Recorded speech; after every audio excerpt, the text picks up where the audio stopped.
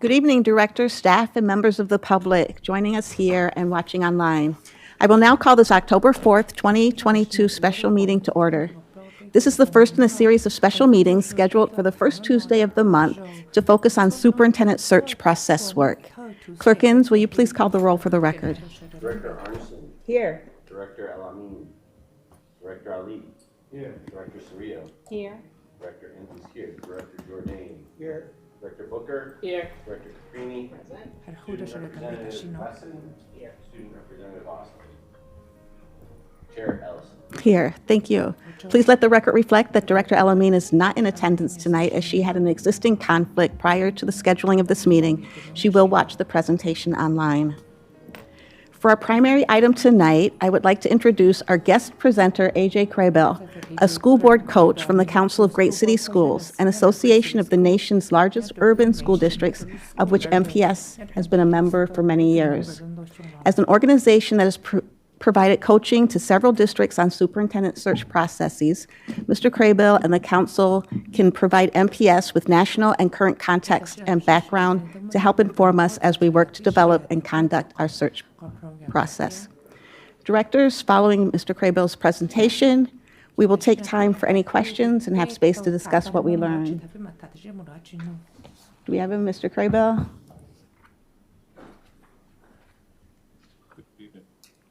Hello. Thank you. Please go ahead. Thank you for having me. Board members, it's a pleasure to be with you. As always, I've provided with you all with information. As much of the time as a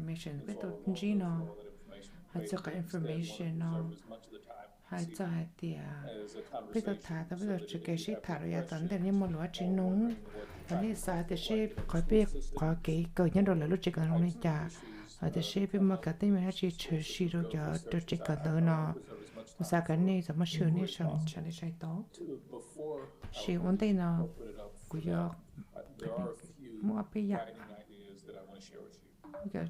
By far, the most important thing that I want to convey is that the board should be incredibly clear about what we want to accomplish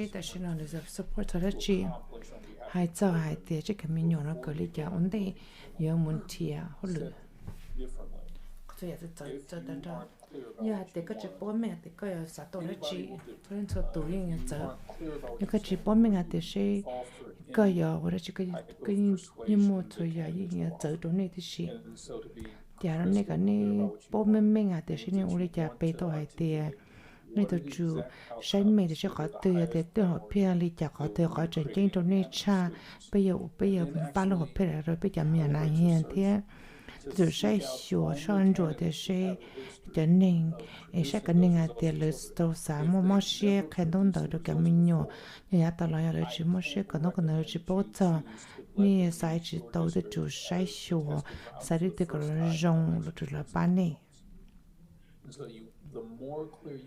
nè bây giờ thì nè bố mình cha nè sa nó có phải cái rồi cái mình này hiện còn đấy có用gì cha rồi nè ta cha rồi cái mình nhỏ này hiện sẽ lên tiền tuổi tổ mua họ lừa ya ta là tổ tên nó ya ta là tổ thà cho là tổ cỡ tổ giờ thì chúng mua đã chia yếu bỏ cho này kỳ thì chúng sẽ để chúng sẽ bỏ mình hạt để sẽ nè sa cái nó hộp bia đi chả nè bán đi chả hay cho để cái bán rồi cho mình này hiện tại tên nó giờ thì chúng sẽ sửa để cho mình này hiện cho nên là chúng mua cái món xia để bỏ tổ hay thì để chúng mua report để bắt đầu cái mình nhỏ rồi ya thì sẽ còn giờ đi chả sẽ giờ cho nhà đi chả còn nếu có thể ý để biết tổ hay cho rồi cái đó nè biết cần gì của tổ hay cho nó còn non từ này sẽ không thể đọc cái nào được thêm gì một thế nên chúng sẽ để bé sẽ có cái superintendent cho họ luyện này ở nhà tận đây nó thêm gì một thế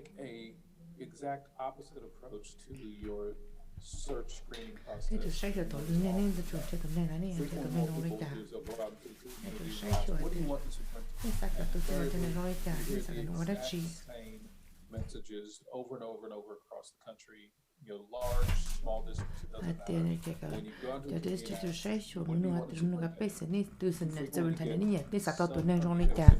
It should take a communication to it to in the bottom of me to me.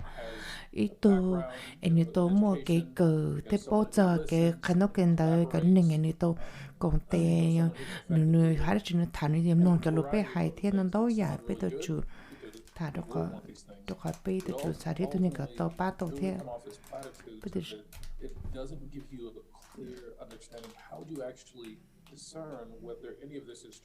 để xích tên là bố một cái chuyện là chuyện thì tôi nên nó trong rất là tôi nói chả bé tôi chủ sai sửa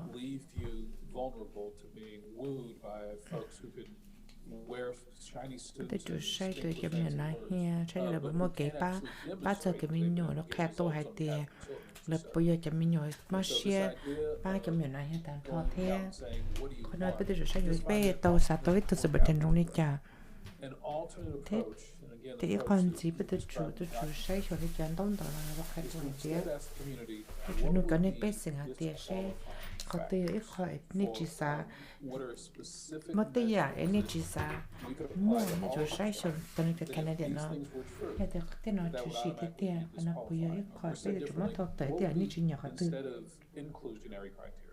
ask your community what would be exclusionary criteria, what would be things that if this is not true, then they shouldn't even be considered, or if these things are true, they shouldn't even be considered. So I'll give you a couple examples to clarify. With other searches that we've supported, one example of an exclusionary criteria that came up is after the board went out and listened to its community and heard from its community about what are the exclusionary criteria. Additional utilizatori cha tunning ani ni yole cha ne tun kan cha pe po te pe te chun the tunning ni cha te twitch pe sa sa tun chi to se ben internet ya ta la la is included going forward, and anyone who's not been a superintendent before is automatically excluded. pe sa te tu chi to ona ke pe te chi sa sai te pe te chu sai hyo te te kho te pe chi kho te kho pe yo. Ultimately, they did not accept that one. They accepted a different one that they heard from the community. Because what they also heard was, we want someone who's been both a classroom teacher. People they don't need to you to need a cano ya tala te to na khu te chi ta te principal te it don't need that you both to mu kai cano kan da ya kan ya tala te chi to principal pe chi sai te Didn't accept the first exclusionary criteria. We want only people who've been superintendents before. pe sa you kan ni superintendent ya tala la su te We want someone who has been a classroom teacher and a principal. pe sa you don't need to kan da ya tala te principal te Exclusionary criteria. What are the criteria we should use to identify who would not be appropriate? pe te sai so de she pe ya se to ni pe chi to ni le ta en la so ke pe ke mi nyo te More precise way of hearing the vision that the community has for what would be pe te sai acceptable. te ka pe ya pa to la pa to te It makes it a little bit harder for the board to be easily persuaded, by folks who can present really well in an interview, but don't necessarily have the characteristics of the community. tu sai yo te ke ni ka pe se po cho che po za ni la o to superintendent te te stand da ten zi mu pe te ju sai yo te she pe te ju za ke mo ni ta la la pa le te te ju sai yo kan da ten zi mu te ju sai mo ke ni pe sing ha te she te ha te ne po mo kon te na ke ni pe sing lo ne po mo te ya e pe ye chi sai te te ka pe ye chi yo te If these things are true, if these things aren't true, that this person just wouldn't be right for us. So in addition to those things, finally what we'd recommend is that while you are certainly confined by the legal frameworks of your state, which, to be fair, are a little bit different. So I understand that there are unique capacities that you all have to sort through.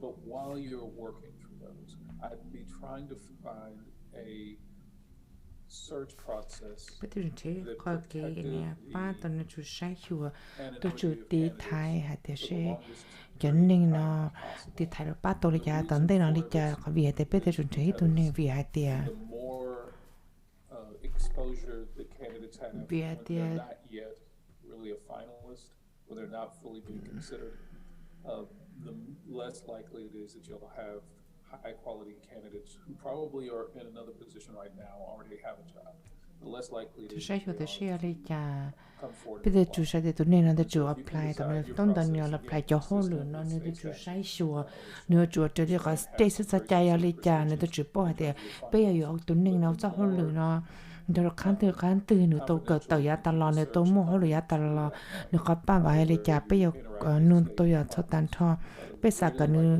tôi chủ là ở chỗ sẽ chạy nhá rồi state nó tôi chủ sai sure tôi bây giờ chuẩn chia ý cái này cho nên tôi phía họ lừa nó cho lớp bao hay để bây giờ đi trả bây tôi nên là họ lừa bây giờ chạy tôi nên mua khẩu nó ya tàn lò đi trả xưa là thế này chỉ sẽ chỉ hơi tôi là phía cho họ lừa nó actually a finalist.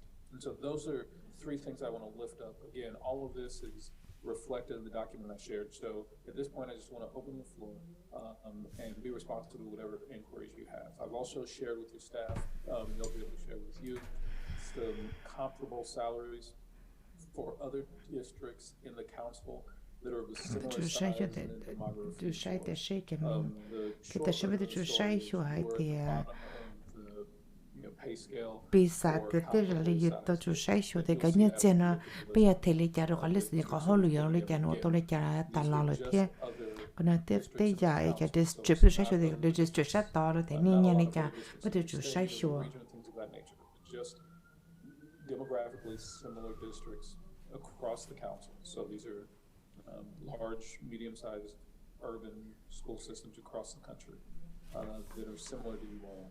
And when you look at them, you'll see fairly easily that the salary for those, you all are at the lower end of that scale.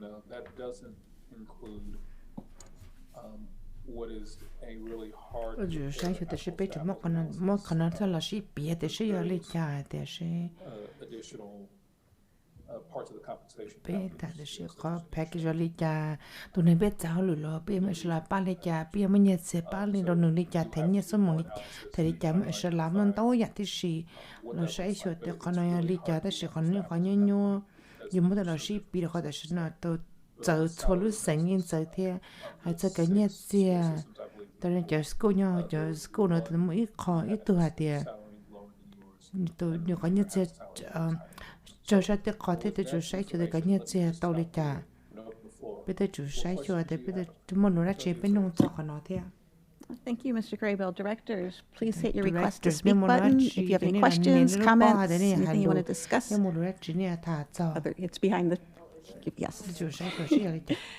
So, Director Caprini. Director Caprini Hello. Yes, I'm nói on. rồi nha So, when you mentioned người ta to the hai tiền pay rate and us being the có nhớ lowest, chế bây giờ well, the second lowest in the country, thế nhớ would that have anything to do with the cost of living across the country?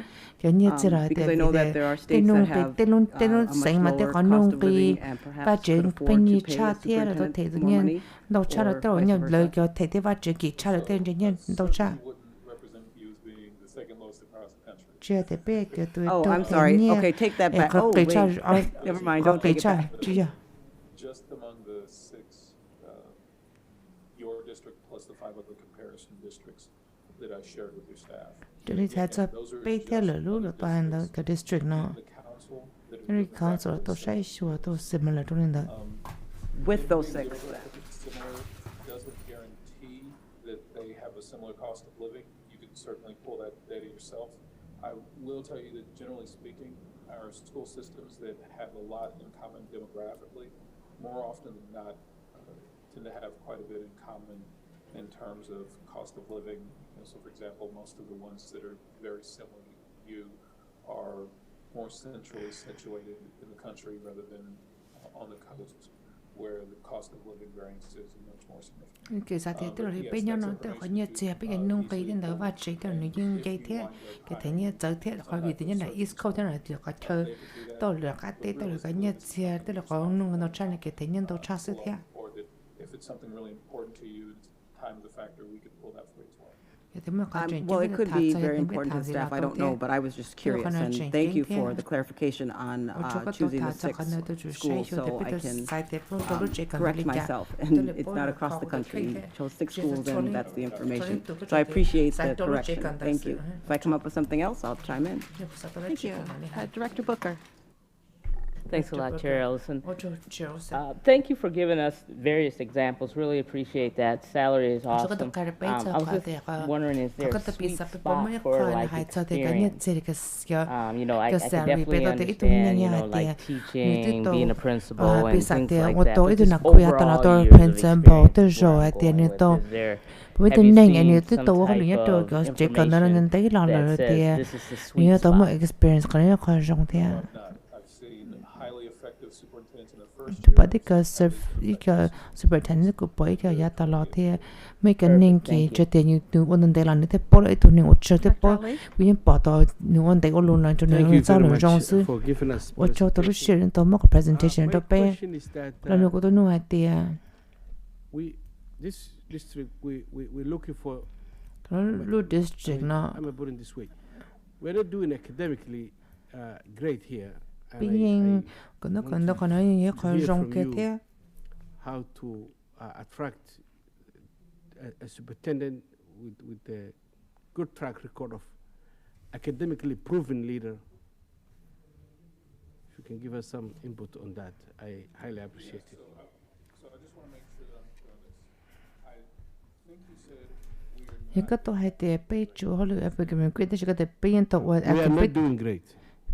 背人只有不的事情被个弄的是还得背这背我让被个能咁样那个能个经营的是可能可被住了筛选còn还在可被都还要得了你叫得住筛选了上就看到我能都呀的你得住了筛选还得住bỏ mình还得是还得叫可能个mình用了对个对个唔知差对个có对个lo差như thế thì bố mình hay thế sẽ giữ chuẩn thể kể là cái ba là cái kho thế là bỏ hay thế tiêu tụ khai tôi thế tiêu tụ cho mình nhổ thì thấp thì con nó bị sao thì con nó nè cái đó sai thì cái đó chủ sai cho nó chuyển chính là thì ta nó cảm nhận là hiện tôi chủ bị tôi chủ là biologist có chuyển chính là thì nó chủ sai cho đó biology còn nó khỏi tới nó biết tôi sẽ chưa biết tôi chơi cái nhân biologist cái biết chủ nên đó nên tôi chỉ nên đó nên tôi chủ sẽ chưa bỏ hai tiền bây giờ là mất cái là chỉ lý trả cái miệng biologist trong lý trả thế bỏ tới trong lý trả có cái trong lý trả biết tôi chủ bỏ tới cái mình nhiều cái kinh lý nó thế chủ sẽ chưa cái tôi sẽ biết cái mình nhiều nó thì còn nó kinh lý trả bây giờ sao ba là cái lớn chơi tôi khai ít khai lý trả gì nhà tôi giờ bao nhiêu muốn truy đến đời cái gì em ba hai tiền bây giờ tôi chủ muốn thiệt giờ có chú ý bây giờ thiệt giờ có cái ba lý trả bây giờ thiệt tôi thấy cho lý trả cái nón tờ giờ cái đó bây giờ thế bây giờ cái mình nhớ là hiện bây muốn cho nó khó từ ta chỉ nói như hai tiền你知道么nó học phía chỉ bảo hay chỉ bảo mình hay ta chỉ nó có thể có chuyện tranh chấp cái bề tôi đi trả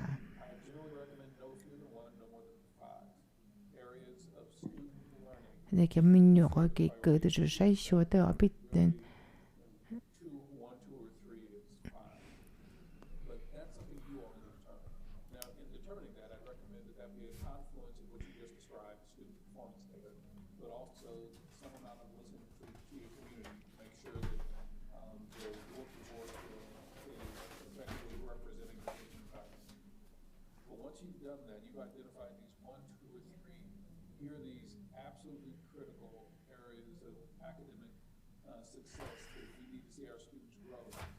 sai số tới cái mình nhớ nhiều câu đi trả ta sẽ biết được chuyện thiệt cái ba đi trả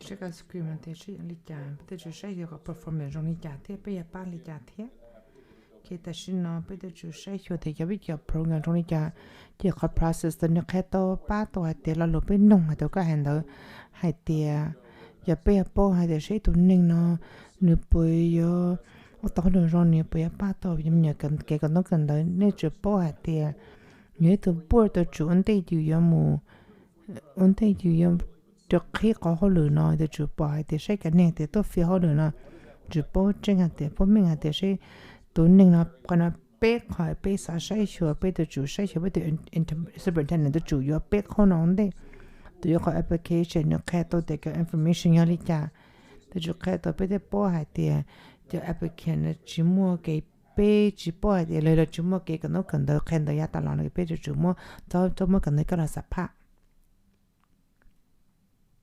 Director Lee? Okay. Any other questions? Một lúa chỉ nôn gì là lúa tràn gì thế? This is our chance. Director Arneson? Hello and welcome. Rồi tự nhiên rồi trong xuyên cái đầy đủ tôi bỏ được thế. I feel odd. I'm sure you're still here. I just Tôi feel có odd chuyện nó talking chỉ to bỏ the được gì. air. So, all right. Well, I trust that you're. Oh, there you are. Thank you. Okay. Sorry, your picture went away there, and Cái đó just cái felt plan odd của sát tiệc của for a cái second. thả của tôi I cái was gì? wondering if you could tell you. Thanks so much for this Ở chỗ cái tôi discussion. I've been thả a cho part con of mình a chỉ thế. search Quý just nhân once tôi before. đó là sơ yêu And I know you've done. thế which nên felt nhà tao like a là lot. tao là But I was nhưng wondering mà if you liên could đó talk có a cái little sự bit khai mình more chỉ cho hai about tiền xe search firms. có sự sẽ tận And đến you cho lý trả. reference it. You Cái những câu have hai your tiền. document is great, and you talk a Cái little bit document about tôi the cái sự importance tham mình of chỉ not cho using hai your tiền. HR firm, Sẽ which chỉ có I khỏi agree HR with, and firm I đó còn appreciate có that you do laid thế. out kind of the challenge of trying to kind of place current staff in that Cái position. staff đó còn But thế. also, I know Cái that tài sinh của tôi kind bỏ of tôi hai getting tiền. to select Của kind of the tôi right sẽ fit cho for cái a phần search bây giờ firm, if chúng we chế choose to, tôi you know, tu use a nên search firm, if bây that's giờ what we chúng choose to do, sẽ can chọn be chế lúc challenging. cùng And là I know ban in từ my nơi work họ lấy được của tôi bỏ experience, tiền cái frankly, cầu that ta didn't spend go giá tao lo thì còn nó particularly chế well ít for a khỏi lot of một trong reasons. trong đó có So giờ lý I was wondering if you cũng could ra nó maybe để sẽ talk a có little sự bit thả about mình chỉ maybe cho some tips you've để seen, sẽ có maybe tôi some bỏ other lý school trà districts. And lý I cái know school that district sẽ lý trà and maybe you can comment as well. cái sự as thả kind mình of chỉ what cho hai typically để sẽ makes từ up a từ search firm. I tuổi mean, in my experience, chế tôi there's a có wide hơi nên chế range. họ lử bên There's mà kind nó of tôi chỉ executives, nên họ lử bên được kind of executive professionals who lo work for the mấy cái for professional họ executives, lử and được there's kind of executive former thế superintendents vì mấy who have a cho list of superintendent là their friends. tôi mới So có maybe được you cái could point kind như of talk thế a little bit các sự would you thả mind mình chỉ expanding khai upon mình that chỉ được biết cái topic a tôi little sẽ cái bit? này là tôi cho nên tôi cho nên họ lử nó chả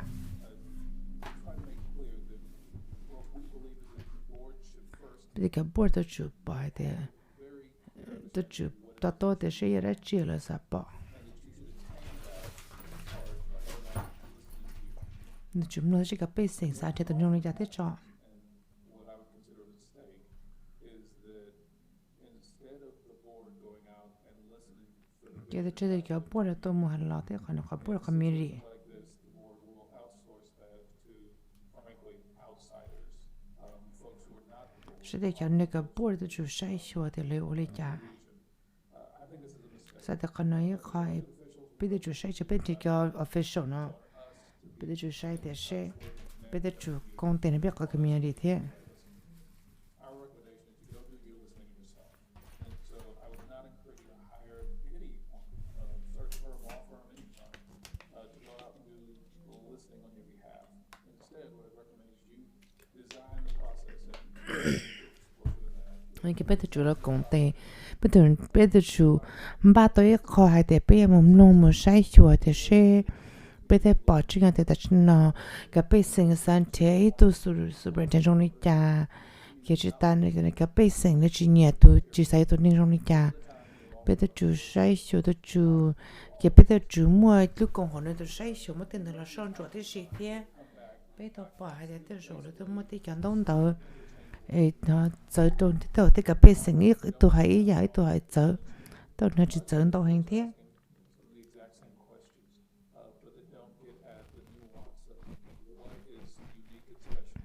giờ có tôi có dùng tôi có chờ lúc cùng lúc bây giờ là vô lý cha lấy ra lý cha bây giờ chủ sẽ cho tôi chuẩn cho cái này bây giờ thả ta thì tất cả bây giờ thả ta bọn mình thì bây giờ trái tôi nên lý cha bây mà sẽ bây giờ cái ba cái chơi lý cha bây giờ chủ sĩ là một cái firm cái search firm bây giờ là mà ở cái nông đó bây giờ tôi là ba bên thiếu họ lựa chọn cái application là một cái đó là một cái đó là phải bây mua cho nên ở cứ lý cho nên để cho công hội bắt đầu bây thì gì thế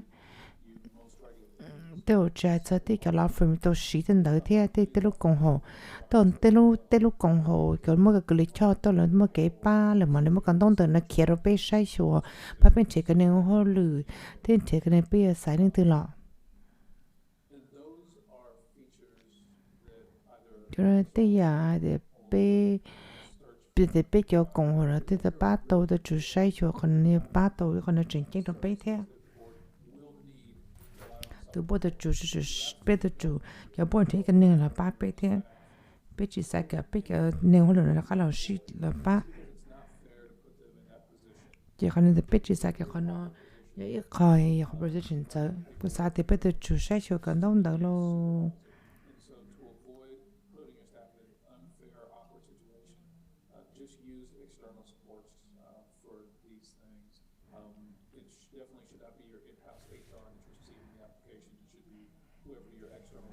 sai thì sai tụi nó cha này ông cha chỉ cái law firm ông cha là cái search firm ông cha sẽ có thể coi make sense cho you cha chứ cái tôi thì cái bé tôi thì chúng mình thiệt tôi thế chứ có sao thì con nói coi chỉ sợ trời cho là sai rồi chú sai xuống rồi cái bé sinh thả thì bé yếu tôi nên ông cha bé em bảo cha chỉ có law firm ta thì có thể có ba tôi bé ya chơi tôi bé ya cái ba tên đó cái chơi cái đông đó nó kia có thể còn bé phải tiếp khai tôi thì sẽ nhiều gì chỉ duy nhất chỉ thì có cái cho còn hồi này là bao nhiêu này kia chỉ tôi chỉ hơi chỉ nhẹ tôi nâng đầu duy nhất chỉ nâng đầu này kia họ nhung nhung hành cái tài nhiên nâng đầu hành kiểu gì từ kinh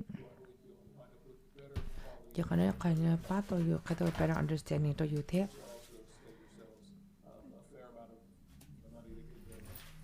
thế tôi khai tôi thì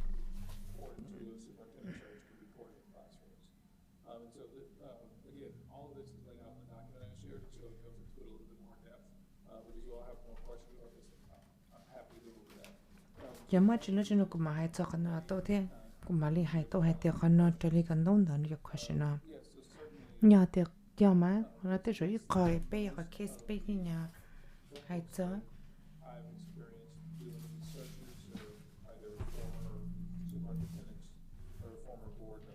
thì cái board member nó thì cái này ba tôi thế còn nó coi này cái tôi cái industry bây nhá tôi này cái tôi bây giờ chỉ cần tôi có lúc tôi hay chơi thế cho law firm thế cho cái cho là tôi bao cái đông tôi là tôi chụp bao là đi mua cái là cái tự nhiên bao cho con nó tự nhiên cái xe thế nó thế còn nói còn tôi cái ba cái sao còn nói cái này muốn nung cái hàng thế có sao hay tiề giờ hay tiề giờ dùng tiề cái này là muốn chết tê lu cùng hồi là chỉ bao cho cái đâu cái nó tao là ở đây có chỉ trong thế đó là nhàอยู่คนเราตัวแต่ชีตัวจู่ใช้ชัวร์ที่ยังก็สายเด็กก็สนใจกันนี่พอสักกี่กันนู้นกันเดินกี่จุนเช็ดที่ลูกกงหัวเราที่ลูกกงหัวป้าโตพอสักเด็กกันนี่เราขนกกันเดินเที่ยเราที่เลยมัวลูกหัวเพี้ยที่เลยด่าเราที่เลยพอสักเที่ย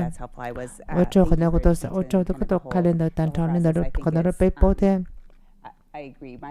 viên gông xe thế cho lấy cổ đông cái xe thì ta lo bây giờ tôi một tổ xe hàng đời thế còn là tôi ba tôi hai tiền linh từ tôi nhận được lúc khác tôi khỏi sắp qua được ba cái đó bây giờ cái pin cái xe bây giờ tôi hai tiền xe mà có cái车cái ba nó được cái tôi organize bây giờ cái tôi lên được cái nó bây giờ của tôi bỏ tôi thì cái cổ đông nó ta còn được ta của tôi sai số thì cái tôi hàng đời tôi sai chỉ cho một đôi chỉ cho Minnesota, nó cho Minnesota cái những tàu bỏ hay thì tàu bỏ hết đó nó thế once an application were to receive being received by our board members, like then there would be some public, so that goes back to your earlier point of probably not wanting to make public literally everybody who expresses interest in their position. So we did use a firm to help us match that rubric, right? Develop that rubric and, and and then developing a process. We need to continue to develop a process of how you keep narrowing that field down until you get to whatever number we feel comfortable with. But to your point, whatever that number is, they will be public in Minnesota. And I know that's not the case in other states. I know other states you have the freedom to, you have different laws. But that's not the case here. Yeah, thank you. Thank you. Any other questions, comments? All right. Chair Ellison, pardon me. I'm sorry. Can you hear me? Yeah. Yes. Just want to clarify. Đó ý khơi cả gặp cả mình chỉ có cái nhà này Minnesota hay tiệt thôi nhá. Cái bé tôi tiệt có giờ tôi xin chỉ cái bữa tôi chỉ cho bé tôi thả, là bé tôi chạy cái application còn này có tôi sẽ được bỏ, rồi khai được cái buổi meeting nó tôi sẽ được bỏ thế. Giờ tiệt yêu tôi một tí dài bé tôi chủ sai cho cái tao lọ. Applicant là chưa nhớ đâu. Page tôi muốn lấy chấm B là thao tờ là còn những từ bao nhiêu cái page tôi sai rồi là sắp pa là thế.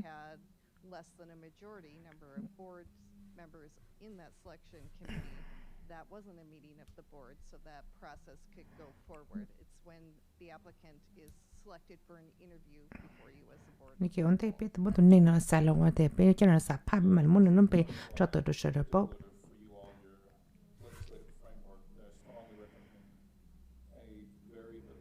Bây giờ là con này có biết chú sai cho screening cái cho lập bộ hay để sai cho lấy trả thế, rồi thôi lên số tự bộ được khỏi cái mình list rồi thế bỏ.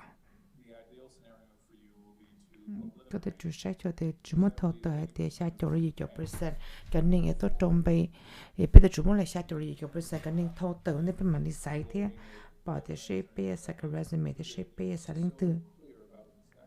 Bây giờ chú bộ thì exactly cái link từ cái nhà lấy trả PSอยู่PS sai. Để bên mà bao, bây giờ chú sẽ khó từ. Giờ thì cái nhà rồi ta trái khai tôi hay thì bọn nàng có tôi nên cái nhân tớ này bây giờ sao thì cái nhân trong này chả. Bây giờ còn nói khỏi red flag này bây cái tôi hay cho được hoa lửa cho cái này tôi thì còn nhau đi chả. Giờ thì ta này cái candidate rồi tôi hay là nó có tan cho. Còn nói khỏi này tôi chú sai sure thì sẽ nhau đi chả.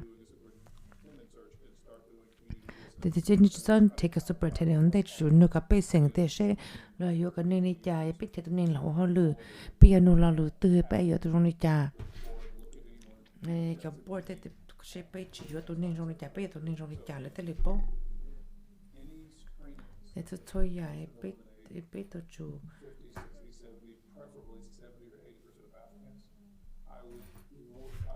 cô sa thì con này có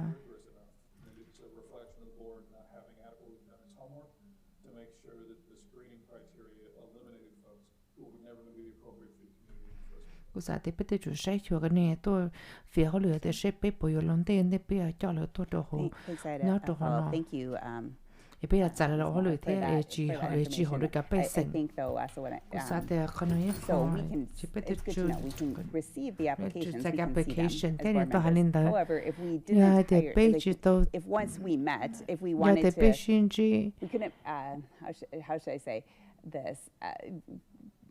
If we as a board would decide if we tried to do a do-it-yourself model entirely, like the moment we met as a board to figure out who we wanted to interview among the screening process, then those names would become public, right? So we would need to, so essentially we as individuals can get a list of 80 people, but we would have no way as a board to meet and come to some terms of which of the 50% of the 80 we would eliminate without making all 80 names public, which is the kind of the conundrum that we're in. So we can see the names, but can't meet as a group to discuss all the names. Để chuẩn bị nó.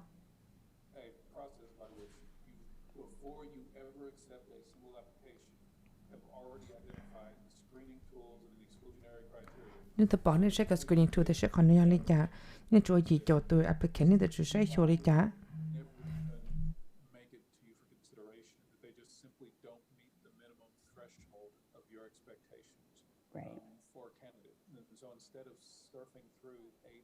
Applications looking for who sounds good on paper. Spend your time just looking at the very, very, very small percentage of candidates who who actually have a chance of being a quality fit for you all. And so I understand this is not the way things are normally done, and boards seem to like sifting through 50 applicants, thinking that you will have some magical capacity to ascertain your community's vision without some type of rubric. You won't.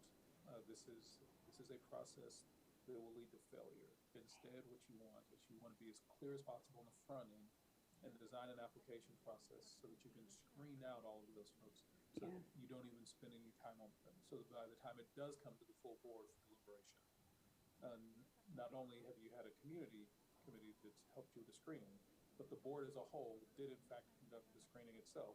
You just conducted it proactively through exclusionary criteria rather than at the end of the process when you actually had applications come.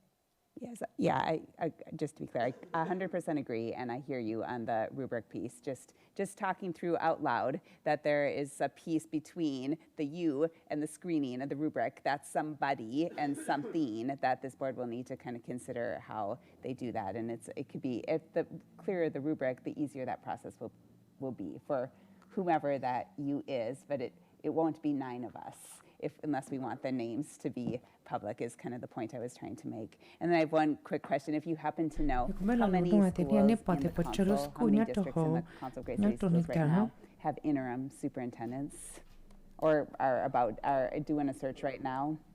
Det sker search that she know. Det går bara det that she know det bättre hända. Kan member district det council no.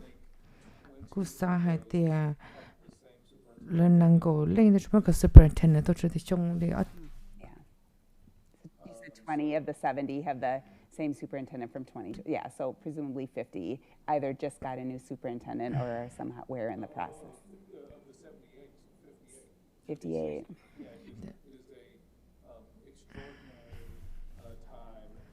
Cái chủ sách cho lúc xưa bắt đầu chặn đó, bắt đầu chặn đó tụi cái board member đó tự họ lấy cái rồi cho superintendent đó tự họ lấy thế con này khỏi chỉ hay thì cho council bắt đầu hay sự. The number of superintendent departures and the number of board member resignations is higher, or was higher last year and the first half of this year than I recall. Bây giờ chủ sách cho lấy cái đơn là tự họ lấy cái tổng lượng đây là thế. Còn nếu khai triển thế bây giờ chủ bỏ cái tổng đây nó, nếu cái tờ hay sẽ bây giờ thắt cho cái nhật sẽ bây giờ hay thế hay sẽ cho khỏi thơ, cho khỏi market thế. Yeah, the overall turnover rate.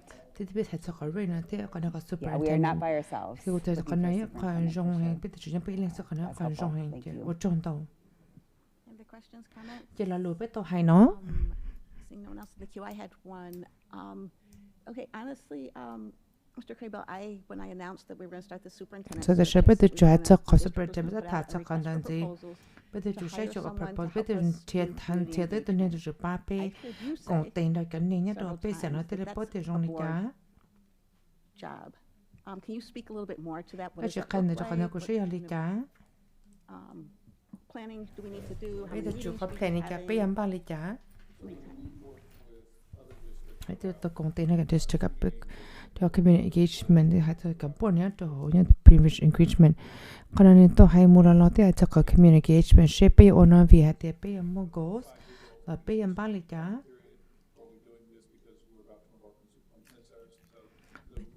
khi họ đã xem bây giờ chủ sách cho rồi giờ board hay là xin nó bây giờ chuẩn theo con nó hay là xin nó bây giờ cho để tôi giờ bây giờ có board là tôiต้องการcái ba lý do nên chỉ có còn bây giờ chủ sách cho board work nó cái nên trở lại thế cái superintendent tôi hay trở thế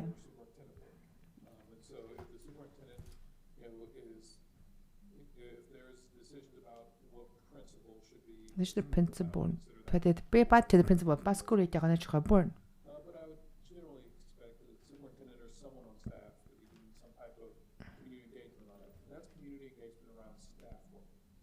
nên cái hồi tôi biết là cái staff work còn nó chỉ có biết thật cho tôi biết hay cho cái board nó hay cho community engagement cái biết tôi thì còn nó có biết tôi chủ sách cái superintendent bên thế superintendent thế thì là chỉ cho nó tên nào tụi này hồi lý do còn tôi bắt tôi biết tôi chủ sách thì cái board tôi chuẩn chế cái ba cái thơ chỉ ta này cái board tôi chủ sai xua thì tôi nên nó chọn cái những cái sinh nhật tung cái này biết sao cái cái board nóนี่ก็นี่นะตัวจุดนี่สาพันนี่ตัวใช้ผิวใบคอยแต่ตัวเป็นเชื่อยันที่อาแต่เป็นแต่ตัวนี้เขาเลยจ้ะ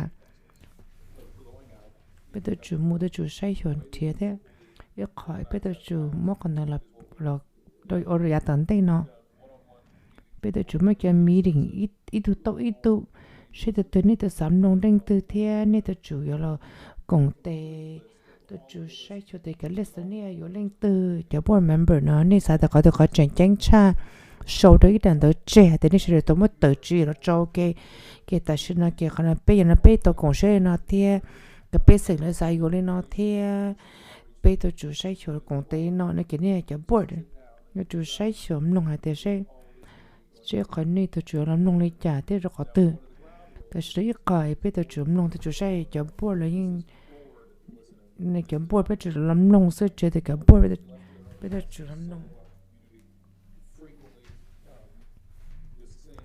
ไปจุดใช้ชัวแต่แค่เป็นตัวเกี่ยวกับเป็นจุดใช้ชัวแต่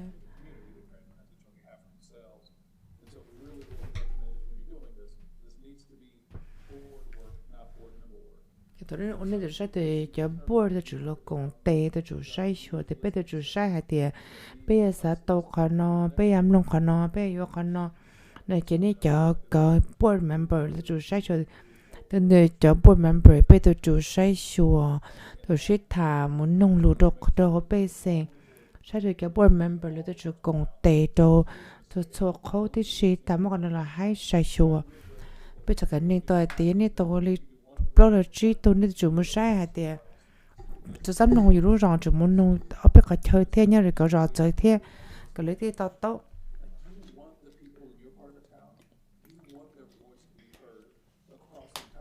สายเด็กก็เลยโต๊ะก็จะสายก็ตัวเล็กอย่างจีนอสก็จะจุดสายก็เชื่อเดินน้อยกงเต็มมุใช้ชัวหายเดียใช่ที่แต่ฉันนักอินทิวิลิจ่า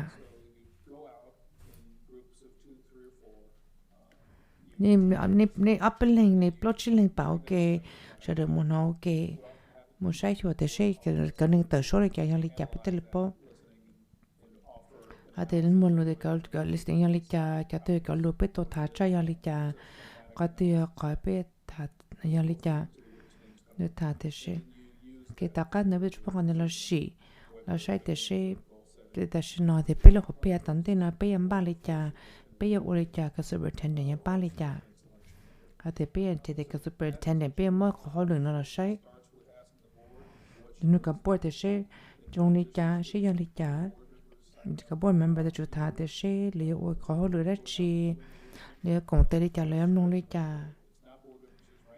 ไอเดียจุดพอได้ยี่ก็จีกับปนเลยมันลิสิ่งที่ใช้ชัวแต่จุดใช้ชัวแต่ใช้กับสคริปต์ลงลิจ่าเกี่ยวกับโซลิงโซตูเป็นวิธีใช้ของ situation ยังลิจ่าแต่ใช้แต่ฉันนอนรู้จักใช้เป็นนอนเลยถ่ายเลยนอนแต่ฉันรู้ใช้เป็นนอนเลยถ่ายเลยนอนแต่ฉันใช้แต่กับใช้โดยตัวจุดตัวยี่คอฮารุตียาก็ตัวเสด็จนอตียาปอตียากงติรุจียีก็เสด็จตัวจุลใช้ชัวเด็ดมุดูนัดจีก็เสด็จนุตีเราหลุดตัวเลยซึ่งมันจะหลุด information เตตัวจะข้าหลอกกันหรือเปล่าอย่างเมื่อก่อนเราสีเราใช้ชัวแต่ใช้เป็นเหมือนใช้ลูกวิ่งในยอลิจ่าอย่างมุกคนเถอะเราใช้โอเคแต่ฉันนอนคอนสกรีนในเป้สีเราดู disqualify แต่ฉันตัวนี้เป้จีจ่ายเป้จีหยักคนนอเป้จีจ่ายตัวนี้เนาะยังเวียคนนอ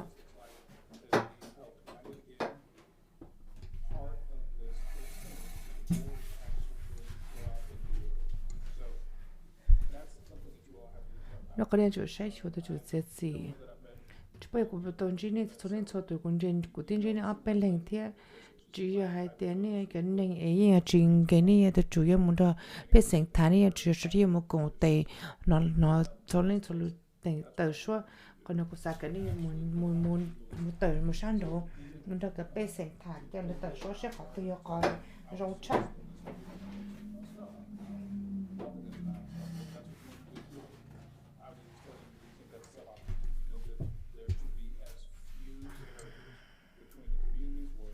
cái committee đấy có biết tôi hello thế cái representative nó thế cho nó công tế thì tôi chụp ra cái chuyện chính ra tờ muốn đó là thà thế tờ rất tế bốc.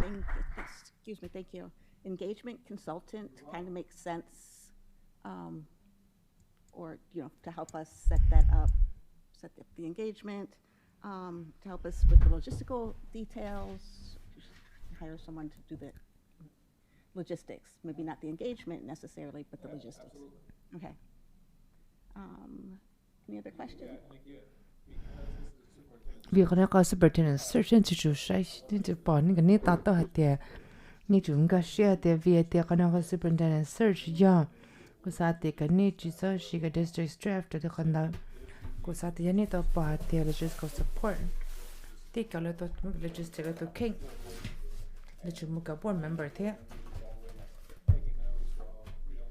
thì tôi chủ thả lúa tôi thả lúa lo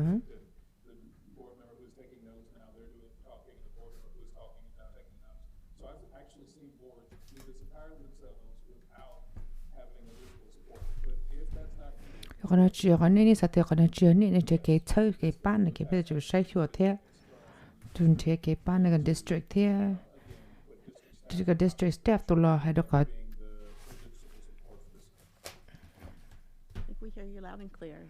bây giờ tao tao cái mình là thế chỉ cho mỗi chỗ nên họ lựa cho là một chơi cái họ cái board work nó thế những cái board member mà lựa ra chỉ nên nó cho thà sao để chỉ một cái super representative Wesson. Thank you for your presentation. Nhưng rồi được cái lúc đó hay còn nữa còn như chuyện cái này tôi bắt đầu cụ thể của support trẻ lesson cái lúc đó hay sẽ có nhiều students ít khó của tôi chủ sẽ cho cái process nó để ôi cha cái nhiều này giờ này hiện liền một cái tới cái sai cái nhiều là tôi còn tới thế cho nên cái lúc school là tôi sẽ cho cái student representative the board and they go to the council of great schools. So do you have any experience or have you ever seen anything of how cái boards nó rồi tụi mới cái miền này hiện nó là sai số là thổi là sai tụi nó hồi rồi nó bây giờ nó khai nhót thế để chủ hay sai cái miền này có tập bỏ tiền khai để cho xử lý nó thế cũng bỏ thế này cái school board tụi mới nhận là cái chủ mới cái school board là tụi mới cái student rep tôi sẽ chỉ để cái là rổ nó cái rồi cái từ California member là mấy cái school board cái mình nhiều student rep là tôi rồi nó nhiều nữa khó là mình chạy được khó cái school district mấy cái student rep là mình chạy được khó thế là chỉ mình tụi mình student rep thế vì thế cái tôi bài thì nên tôi khó vì cái student rep tôi là sơ chế là part of cái board bây giờ cái bỏ tôi tôi ya the practices nhá to hold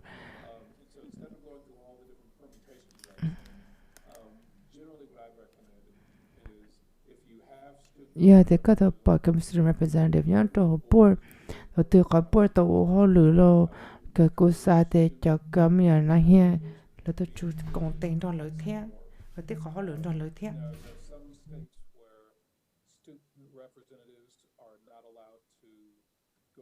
session, and so if that's a restriction in your state, then so be it. But there are other states where student representatives are allowed in closed session without it being considered a violation of privilege. And so in those cases, we'd encourage a board, if your normal practice is to have the students involved in closed session for other issues, then it makes sense to have them involved in closed session for the superintendent search as well. But at minimum, if board members are going out and doing listening to the broader community, it makes sense that student reps would be participating in that, and specifically would certainly be participating in any listenings that are explicitly targeted at members of the student body. The other thing that I've seen commonly that I think is a good practice is if there's some district-wide student council, so that some districts, every high school will have a representative on a body that ultimately advises the superintendent or something of that nature. Then making sure that you set aside time to listen to that group is important.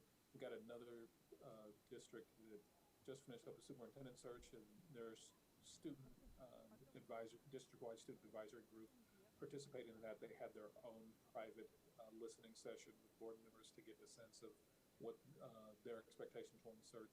And now I've got another board that's going through a strategic planning process, and the student representative on that board are actually leading the sessions for the district-wide student council, or they call it the district advisory committee, I think, the student advisory committee.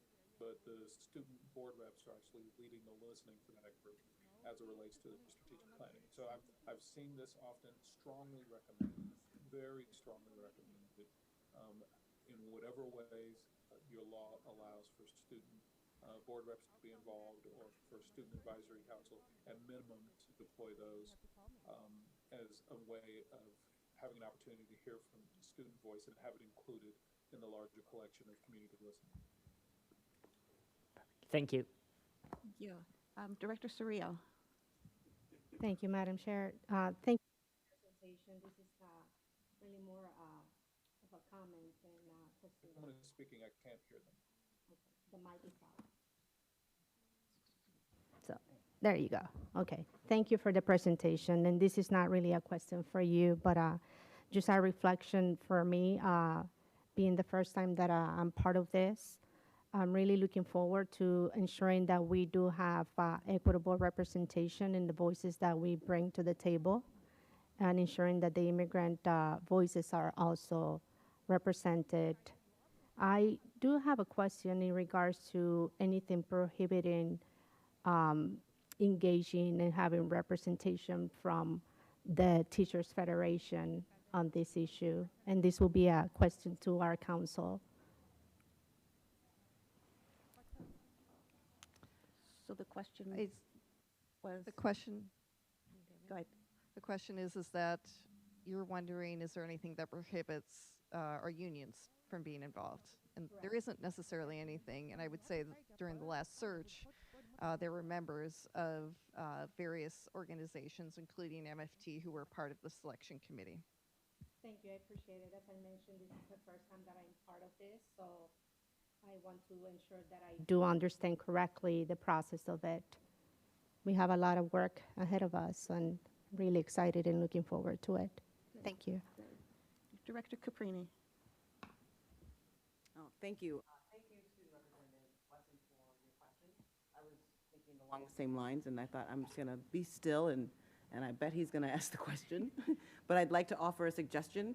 I know that you mentioned our schools having student councils, and during the day, there are opportunities for students to actually go to, I don't know whatever the student council has a space, or it could be a Boys and Girls Club that has space, or somewhere where they can actually engage in this conversation if there's something set up and they know ahead of time, just so that we don't have this expectation that students are going to miss out on after-school activities so that they can rush to an event where they're going to be able to have their voices heard. I think it's really important that we navigate this in a way where we are indulging them in the buildings that they're in during the day when they have time.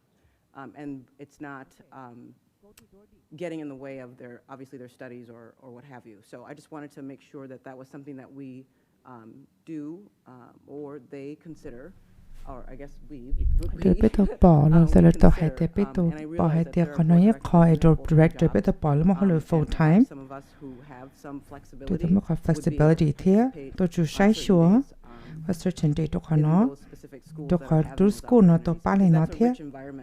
Never environment of bar had there, you call it of bar had there. Look at Pekin here, to know to hide there, little. You cannot to Kato there, just a miss her practice not out here. To have the canoe yard, had a look up. Canoe conversation, a bit of bar had there, canoe foundation, a bit of had there, canoe board chat here. I think I can speak You for could all put of us, the better that this than is an her. opportunity to set those folks up for success. The canoe, you could up the other representative, the superintendent, in your hand here. Canoe, you call, you could have the Yato Carape, the Carape, the hockey pal, like it's how had the she, Cato, you G had the Carape had the she, pay the June. The she, the base and the Cato, the boy had the pay near. For some folks to be courageous in their choices that they're making, because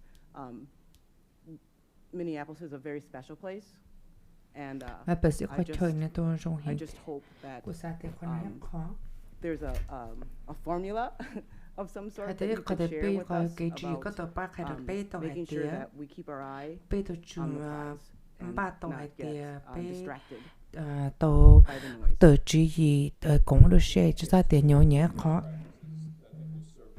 Tôi đã thấy con nó đó.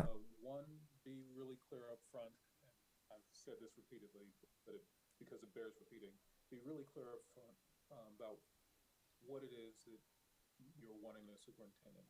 And the way you get there is you make it clear for the community what information you're asking of them before you ask it. So ideally, if you're going to do a listening with a particular community on a Thursday, ideally they've had at least 7 to 10 days to consider the questions that you're going to be asking them when you engage in the listening. So you really don't want to surprise people. So for example, if you're going to ask folks, what are measurable criteria that should exclude people from consideration? You don't want to ask that on Thursday. You want to have asked that 7 to 10 days in advance, and then you get the answers on Thursday that emerge in the conversation when you're going through the script with them. Next, once you have all that information, you need to provide 2 forms of that information back to people. One, you need to provide them a complete and largely unedited account of everything that you've heard from everywhere that you've heard it. So this document, I think of it as the raw feedback. Will often, in some cases, be 60, 80, 90, 100 pages long. And this is just literally word for word. This is exactly what we've heard. We didn't edit it. We didn't modify it. Usually people will modify it. So tôi chỉ modify tôi cái tôi để cho school ở đây cái language rất nhiều của tôi chủ sai cho tiền. All of the colorful things in it, just because they wanted to demonstrate an abundance and transparency of all they heard. So there's 2 documents you're going to present back. One is just that huge raw document that's largely edited. The second document you want to report back to folks is here is how we use. Thì còn nó biết tôi xí hả thì biết tôi nói lên nó biết bỏ lên nó còn nó có biết xí. Cái tôi chú một thời rồi tôi sai số thì ok,但是呢thì ok, rồi nó còn nông tới biết tôi còn nông tới information biết tôi tôi chú sai tôi thì kéo bớt trâu lại đi trả lại bỏ tôi đi trả, chú sai số cho nên tôi bỏ hay thì sai, nhưng tôi use cái nó đi trả thì giờ đi trả.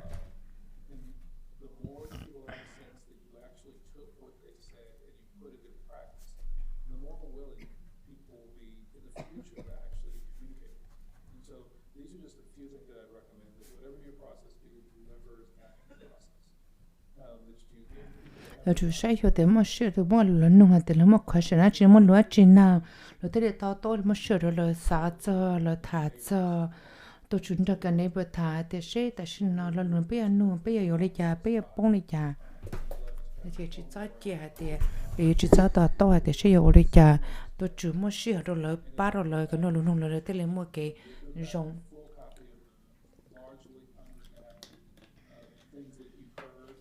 Chỉ cần nó được hơi tôi chủ sai cho cái biểu hiện lý trả thì cần tôi chủ thì ít là up thì cái tông này là ít là up thì sẽ biết nó lên nó biết tôi xí nó biết bỏ lên nó. Thank you so much, Mr. Crable. Seeing nobody else in the queue, I am going to thank you for your words tonight. I'm not letting you go yet. I think we need to do a little bit more talking about our next steps. So thank you. We'll see you soon. So, board members, any comments? Anything you're seeing? Anything? Student Representative Wesson? So, Representative Wesson, muốn nói chuyện I just want to go off what Director Capri said. Tôi hay thì ở châu thì có tôi hay tôi còn đấy. Tôi còn đấy có của sao tôi còn đấy coi cái chuyện trên bây giờ tôi chú sai chùa tôi chú sai chùa cả mấy bỏ tôi để cái student group để là bỏ để cái school tôi thả tôi miền này hiện thả để sẽ còn nó bắt đầu cho để cái nền nó sẽ thả để cái kia rồi nó thả đi cha của sao tôi còn nói có hỗ lưỡi có streamline process để thả cho cái student thế chỉ cho lý của tôi bài thì các student nó tông hai tiền nó tông nó giả hai tiền rồi tôi cho để cái lý trả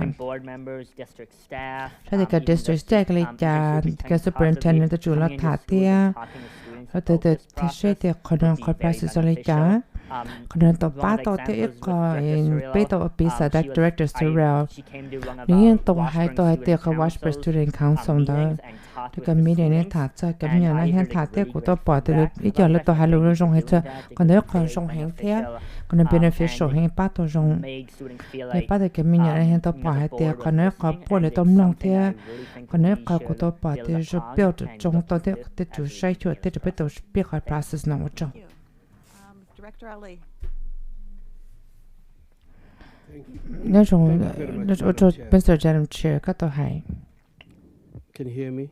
nói thôi Thank you very much, Madam ông Chair. cho mình chưa có được sát để cho lụt nông tàu nó nhưng giờ ít khó nhưng bây giờ bỏ thì sẽ bây giờ đi trả There are so many things. muốn tàu giải bây giờ tàu But certainly we have to choose what's more sai important chùa for để us. sai có thể có tranh tranh chấp rồi nó In my opinion, bây giờ sai chùa để có để academic có cái nhất cái bây giờ sai bây giờ thiệt tàu and also the other things that I can add is that the ELL challenges, opportunities, or in other words, ELL students, academics of ELL, that's specifically ELL students also, there's high need. I also see that our special education also. So those things can be a characteristics of a leader we want. This school district wants. This school district wants a leader that can help students to perform academically. As you know, the majority of our kids are not proficient academically. That's sad reality. You know, they're not doing great in math, and particularly the students of color. cái mình nhớ là hiện là tôi mình đủ ho mình nhớ đủ đến cái sát để con nói khó bây giờ chú sát để bây giờ tôi thấy cho nó tôi chú sẽ bắt con nó này cái ban gì mới chú để bây giờ chú được superintendent bây giờ need the superintendent bây giờ chú need the superintendent nghe là bắt tôi bây giờ trong chuyện có tôi còn nghe sĩ sĩ mình chứ Director Arneson. Director Arneson. Thanks. That's a great Nói chung segue. là I have a similar sort of comment. I think we're, at least I could be wrong, but I didn't hear any objection. Just thinking about the implementing the suggestions that we had here, right? So what I'm hearing, similar to Director Ali, is that we want to figure out a way that we can meet as a board and develop sort of a list of priorities, skill sets of what we want, at least initially, and the exclusionary information that Mr. Kreba was talking about, that will help us prepare as we go out into the community and double check, we can hear back. We want to develop some information on that. So what I'm wondering, what I'm thinking might make sense is between now and we got the calendar again, the first Tuesday of the month. So, and we have an RP out, which really we talked about some logistical help. I think it would be really helpful if board members between now and that meeting in November were able to tell you, Chair, or our staff Ryan, if you imagine yourself having capacity, and I just know as well that our community engagement and this process is going to straddle two boards, which is extra complicated. So there are some people will be here for the entire process, and some people will not be here for the entire process. So I think it would be helpful if people, individuals, thought about their own capacity, about and gave feedback. Between now and November, nếu tôi sẽ cho take note the shape and take a ban like that. Hay the shape the rod the drive so hay the con này bây giờ ta cho này bây giờ the bây giờ lên là tôi là ba bé còn the shape cái này bây giờ ai ở tôi này is bên trong này trả là shape bây giờ bây giờ ta cho bây giờ chỉ the shape bây giờ 우리 자대 bây giờ collect information cho luôn nó bên đó này thằng này cha cho li cú nó Mr. Kraber to hai tia mà nên tôi kể ya bé tàu bé cái board bé là tàu bé trên là tôi nên là tàu bé chuẩn chia bé mà là tàu nên tôi nên là ba bé tia còn nó có tôi ta nó cho November tôi có board member tia cho li cú sa hai tia share cái share tôi share cho tia li cha share là calendar and our agenda to figure out how we can have a conversation on the calendar about kind of narrowing down to what we're looking for and có trong này cha bé chuẩn chia cái information similar này to cha what director sẽ bé cho the director to ali to hai nữa and that might be a way we tôi can có được cái bé ba tuổi ya tận đây nó thế thiên chỉ một trò chơi con nó bé tôi chuẩn chơi đi cái community lo cái này immigrant lo cái này này hiện cái này ao lo ở đây bé sa để bé chủ muốn弄cái ninh từ hai từ số đó bé để bố thành sĩ hỏi thế rồi được pin này bố mất chạy rồi cũng tao email ra cho cô tôi bài thì cô yên tâm ba đó thì tôi bây giờ cái ba đó cái support cái chơi thế còn nói khỏi lo hàng bây giờ chủ ta xin nó còn nói khỏi chuyện chính hàng giờ thì bây giờ chủ tôi cái chơi cái ba đó bây giờ chủ tôi được khỏi bây giờ chủ tôi khỏi tôi giờ tận đây nó thế là chỉ mua ra chỉ lo chua lo cái đó còn nói chuyện chỉ có lúc nào bên trên tàu cho cô sẽ bên trên chuyến thiệt là lên đượcตัวlà ba bên thiệt ít còn cái này tôi chụp ba bên mình gì thiệt thế tôi chụp là công ty cái tôi thì sẽ có flexible nữa thiệt còn nói ít có bên tôi chụp tạo cho cái conversation nữa thiệt tôi có số điện thoại tôi lấy những bộ thì bây giờ đi chợ là bộ cho con nói cô sẽ thì tôi chụp sẽ con nói ít có bộ nó ít có director ít có bây giờ chụp công ty thế có Mr. Claiborne tôi hay nữa campaign tôi là hay nó chưa tôi chưa tin đâu có support there flexibility there thế còn nó Director Surya. Director Surya. Thank you, Madam Chair. My question will be, how are we engaging with the parent advisory I took a councils parent advisory council that we do pero have con already telita y pete to like that within the pero district? to district Because their voices are crucial to this. I just don't want to miss that opportunity just am cooperating to pete to shake you that we are listening to, especially parents that I know that have been lên leading the gì là councils for to over nhớ 10 là bây giờ years. council này có trong tận có So trong that is tận là something bây that giờ is chỉ really coi important, chuyện and chính especially hàng that all these bây councils giờ are council cái nó là to là councils of color. the council cái nên nghe đủ hỗ trợ là anh nên tôi chủ shake you Director Arneson. Director Emerson. If I just would respond that I would, at least in my mind, I would imagine we cô would sa thì bây giờ include, as all the more reason we cho nên want bây to giờ make sure chủ we have a tham meeting, sẽ whether giờ it's bây giờ cái meeting someone là who để is xem đó providing thì some logistical support, là writing mất it cái down, but we support want cái to chơi develop cái a ba thì comprehensive list bây giờ that chủ we số all rồi contribute ít to chuẩn as a bị board, thì and I có would thể imagine bây giờ that ba we thì would bây giờ want một to cái từ có từ and mất cái we nên wouldn't- that- cái lên that's đến why gì we cho need group to nó make là sure là we công have ty đó the bây proper thì time on our bây giờ calendar chủ to một sự hơi nhớ rồi có biết có pen thì calendar ba to thì bây giờ sao đi cho the director ali to hay thì bây giờ bao giờ bây giờ muốn nông ra chi bây giờ cái information ra chi bây giờ cái patient tao số đi cho bây giờ lúc bây giờ nông đi cho bây giờ chủ số thì sẽ bây giờ sao ra chi bây giờ sao vậy cái gì tao lo bây giờ tổ lên nó thì nên Mr. Claiborne thì to hay thì mới có list mà nó sai số thì sẽ hiểu đi cho thì bây giờ mới cần cover cái ta 2, 3, 4 board members, each one. So in addition to a list, we need to come up with the questions. Còn đọc list cho So cho again, giờ if you question have bao nhiêu thế questions, why don't you nó send có mấy them cái lục question nó chỉ có chuẩn nụ cho bây thế Wait, Director Arneson. Go ahead. Oh, sorry. Okay, not to cut, I think it's fine. People want to send you questions, but I would also imagine rather than sending them in advance that we would have maybe you think about it and then we'd schedule a discussion on the calendar and maybe you bring your questions. Oh, okay. Thank you. Director Jordan. Director Jordan Yeah, thank you, Chair Ellison. I would follow also his advice on having a script that we go out to the community as well. And also to go out to different parts of the city as well.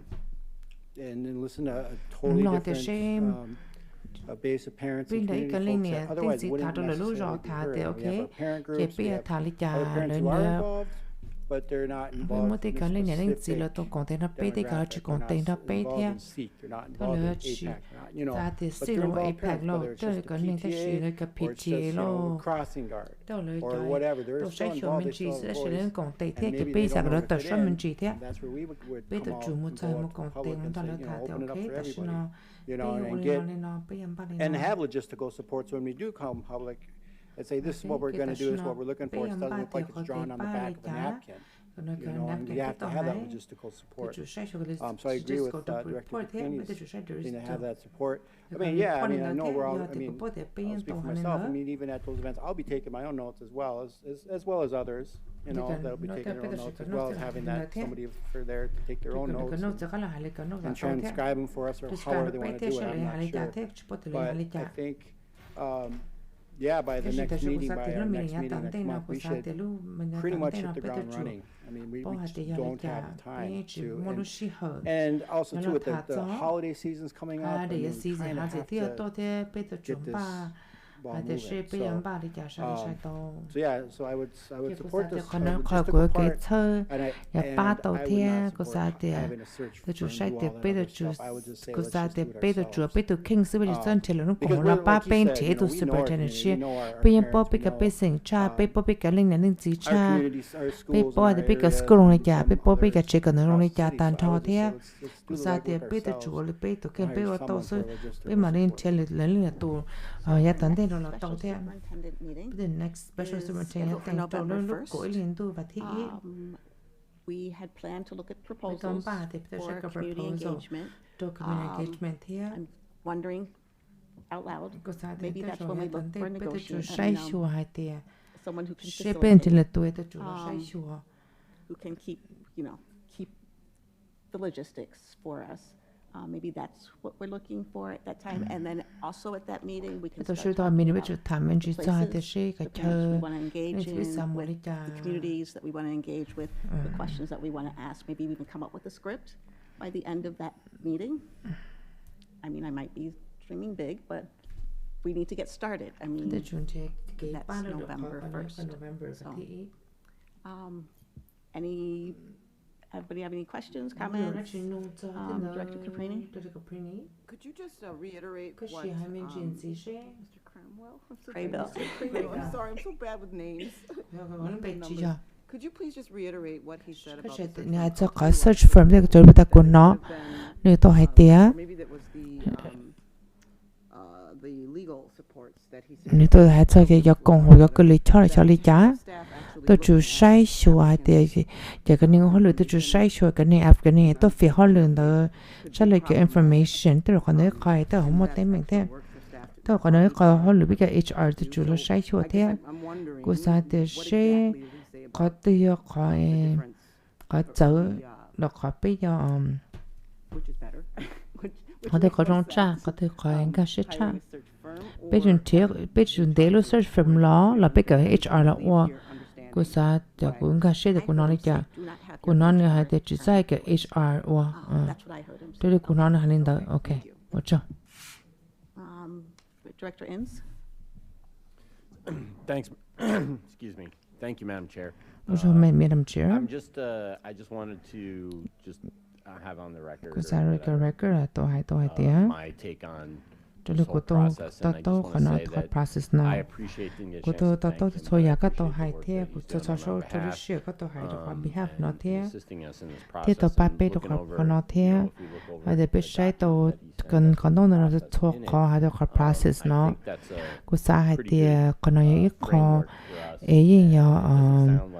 Nếu tụm ba tụi nó phải trong đó bé thì nó cái bé cái bọn nó còn nó chỉ có ở đây mình đó bé thì nó có là lu nu mình hay để xe hay để từ của tao hay để xe bé bồi yo thì lấy lên tụi nó là ba bé là từ tụi bé nó cái này bé sinh thà bé thì bé ở này ba bồi cha bé ở tụi cha bé tụi kén bé cái tụi nó là ở cha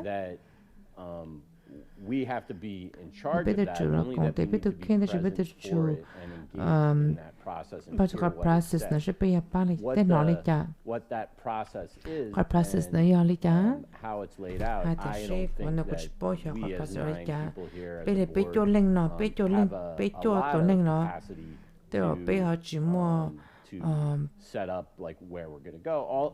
cái ban bởi vì sai tao lấy bây giờ chú tao là sai cho con đó thì cũng sao thì tao bây giờ chú mua cái有cái ban sáng đồ là thả cho là ba thế cũng sao thì có bây giờ thì tao chỉ cần biết xem tao là bây giờ tao lo sẽ có nó có chuyện chính nhau từ member đó nữa từ superintendent tao làm thiệt thế cho nên cũng sao có nó chỉ có phải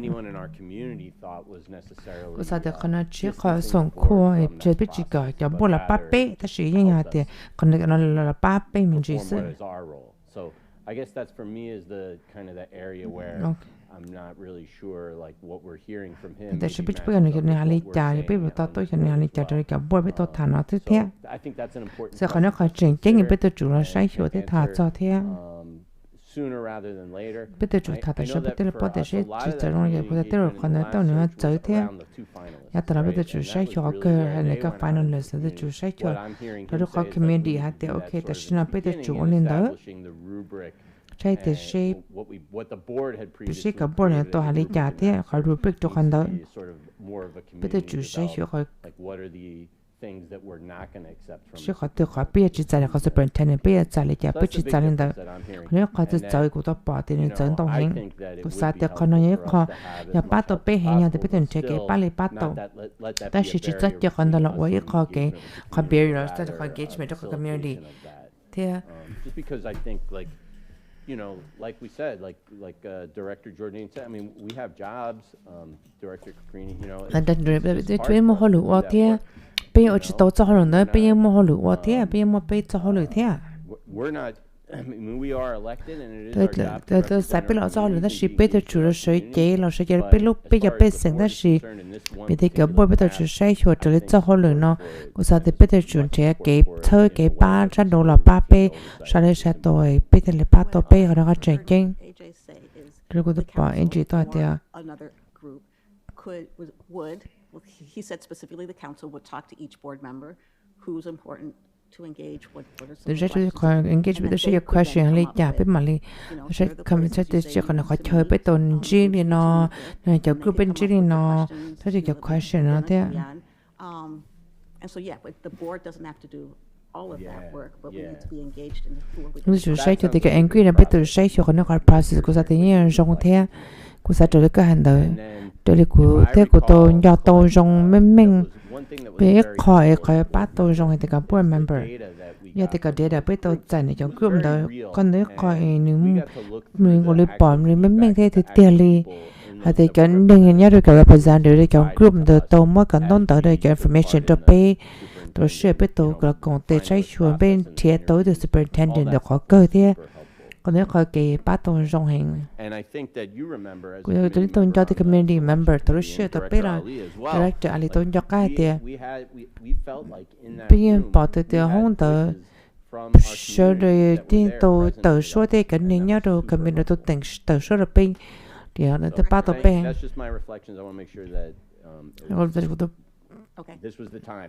nó còn đâu xí hơi à ở chỗ hả I'm fine, madam. Okay, you're fine. Okay, okay, Anybody else? Bốn từ sáng đã chuyện gì thế? So our next meeting. Nên bây giờ tình tôi schedule tôi lúc cố ý liên tục và thi ý tôi chỉ mong chọn tu na. Còn next superintendent search, okay? For November 1st nè. Okay, ta snap bây móc cái meeting nó lấy này cái tăng lên nó là sư. Okay. Ô chọn tao nè. Good night, everyone. Okay, chắc bye.